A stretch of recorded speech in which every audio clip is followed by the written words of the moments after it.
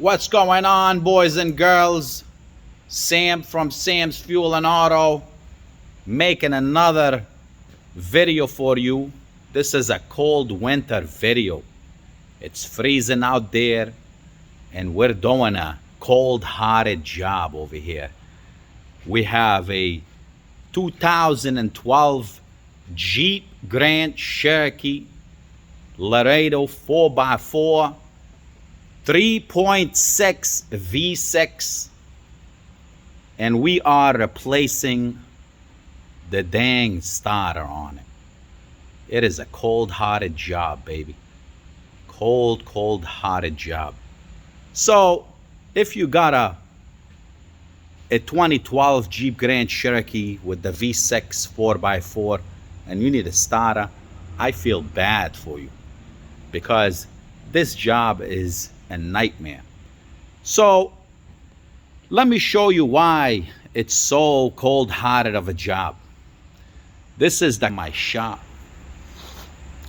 and right now we're at the stage where we got the starter out of the car. You see nice shiny starter over here, old crapped out starter here. So this is the engine. As you can see, the AC compressor is out. All the AC lines and brackets that hold the lines in for antifreeze lines and stuff like that. The engine mount bracket and the engine mount and various different covers for the starter.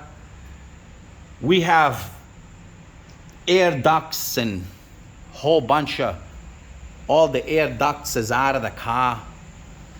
I mean, so much stuff.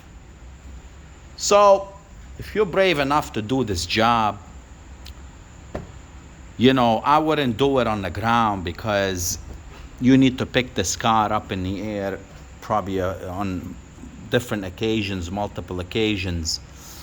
And I'm gonna grab my flashlight to show you where the starter brilliantly is mounted from Chrysler. So as you can see down here, this cavity all the way in there, you can see the flywheel inside. This is where the starter sits. So it sits all the way in there. Okay, now you see these shiny the holes for the bolt holes. This is where the engine mount sits. The engine mount sits here on top of this, and then these holes hold the engine mount bracket right here, and that's the engine mount.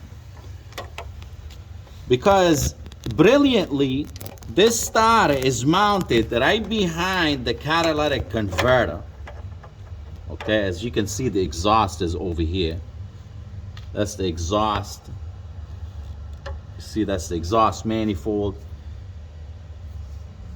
And then it goes down. The exhaust is sitting right smack dab where the starter is. You see, that's the cable for the starter lead, the electrical cable for the starter, these two wires over here. So you can see it's right in front of the engine mount and mount bracket. It's right behind the exhaust manifold. And I had to empty the AC system. I had to vacuum all the Freon to take the AC compressor out and be environmentally friendly, because you don't want to let Freon out in the air. It's bad for the ozone. So we got, after all this hard work, and you can see I got a wooden block here down there so I can keep the engine up, because once you take off this engine mount, the engine is gonna drop on one side.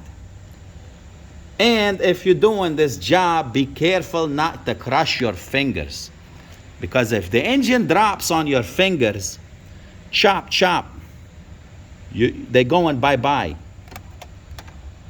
So right now we got the starter out, which is, I'm very happy about getting the starter out. Now the fun begins on the downhill side of the job. Maybe I'll make another video if I feel like it after I'm done. Maybe I won't. But if you're doing this job or thinking about doing this job and you're not really mechanically inclined, I wouldn't even attempt. It's a nightmare of a job. So, well, I'll catch up to you with another video, and I hope you all having a nice winter season. Goodbye.